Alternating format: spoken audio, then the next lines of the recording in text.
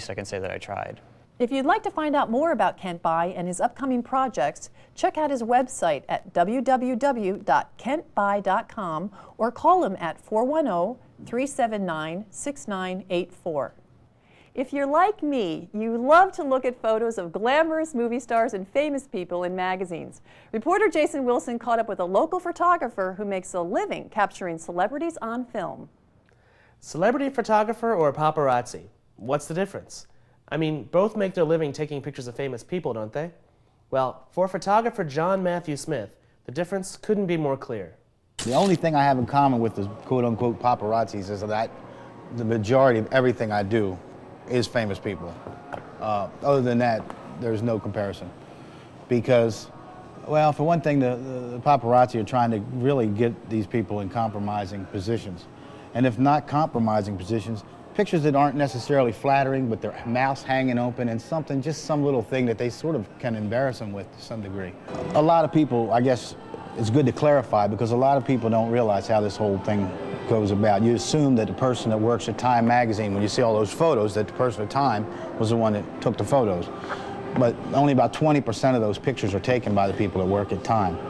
When they need, let's say, a photo of whoever it could be, let's say, oh, I don't know, Goldie Hawn. Let's say you needed a picture of Goldie Hawn. Well, instead of paying somebody actually to send them out on assignment, you would go to the agency. There's lots of agencies, and they represent hundreds of photographers, and they have thousands of pictures. So you're able to see several thousand pictures just of Goldie from all these different photographers from all these different places.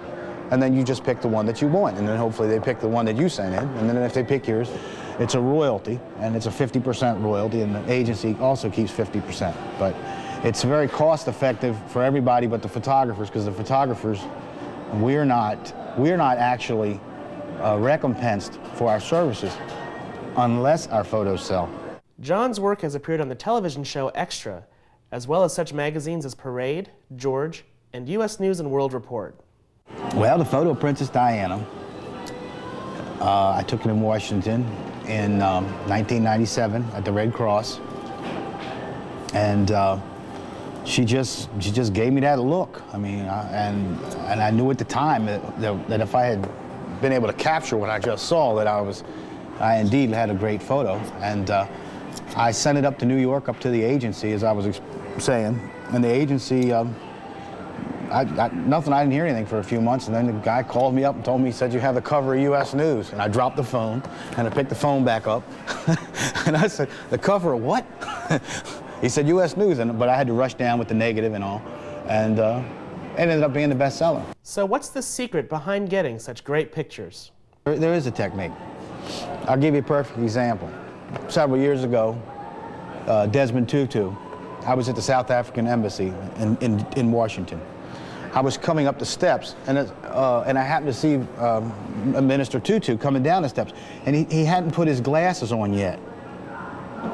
And I thought, well, he doesn't have his glasses on. I'd love to get a shot of him without his glasses on before he gets a chance to.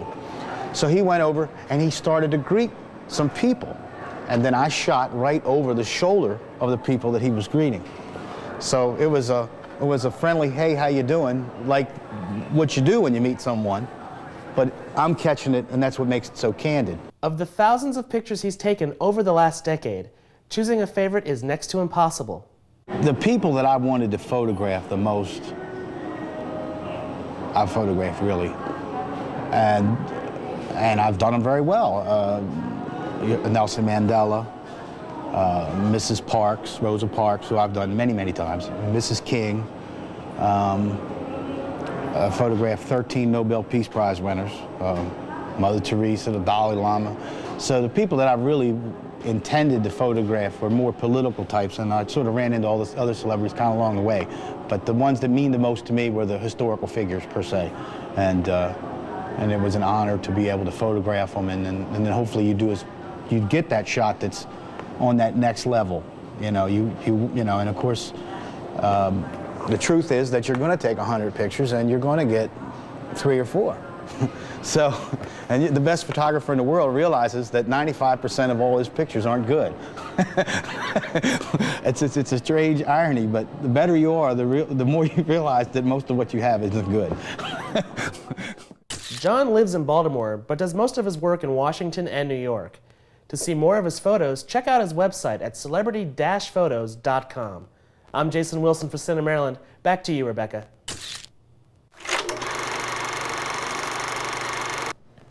Welcome back to the studio for some real talk.